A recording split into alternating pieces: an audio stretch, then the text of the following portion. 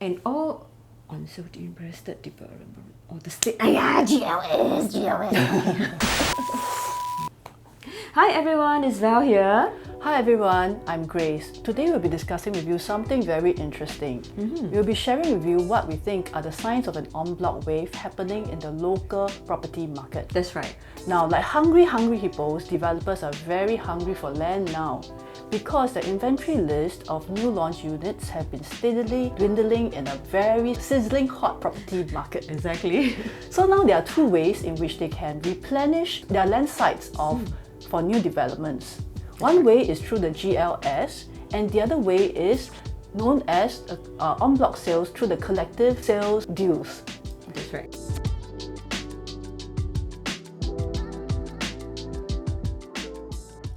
So Vel, could you share with us how does the GLS work? So actually, in a nutshell, right, every 6 months, government will actually launch their state land for sale through this Urban Redevelopment Authority, in short we call them URA, as a sales agent.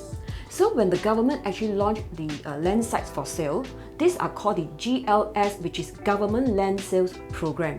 So actually developer, when they actually know which are the land sites that are going to be put up for sale through the confirmed list and reserve list that being announced by the URA, they will then with their eager eyes do a survey on this plot of land, be it for commercial or residential development.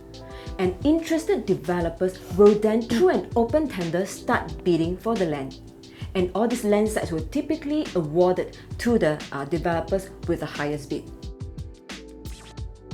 So having said that, actually I would suggest that potential private home buyer, you may also want to pay close attention to this URA when they announces this GLS program, because usually this announcement, right, they will actually provide a great insight on this incoming real estate that might become in handy.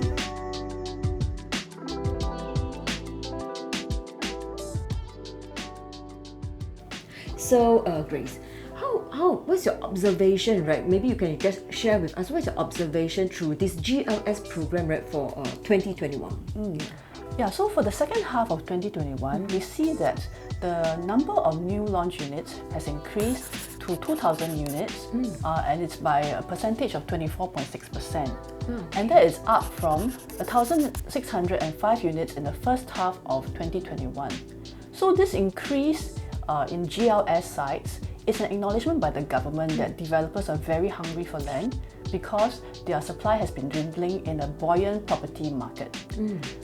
But this increase is still considered as a rather conservative upward adjustment by the government, because the government is also considering the headwinds in the economic and labour market situation with the ongoing COVID pandemic.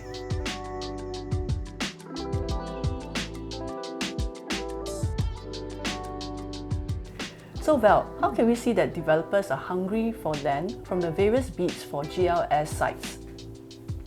Yeah, sure. So as we all know that we are still in a trying time and trying to combat or co-live with COVID-19. But yet the sales performance, right, has actually for the last 3 quarters of 2021, it has crossed a 10,000 mark, which actually surpassed the entire sales of 2020. So we can see that it's definitely very vibrant. These high sale numbers definitely boost the confidence of the developers.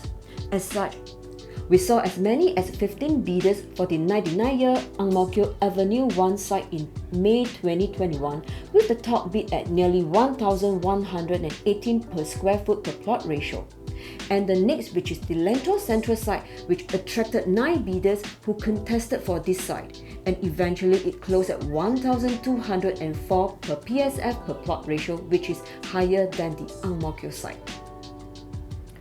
So this strong demand and competitive bids from developers indicate that they believe that there will be continued sustained demand for new residential housing in future.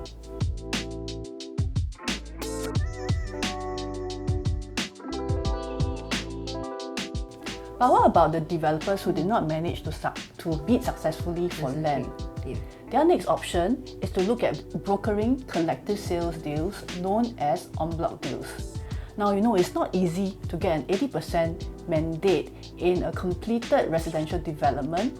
Exactly. Yeah. You have to meet some of the residential, they may want to have a very high price before they're willing to actually give up their unit, isn't Yes, it? precisely. So developers actually have to dangle carrots in front of the strata owners so that they'll be sufficiently enticed to want to give the go-ahead for the en bloc sales.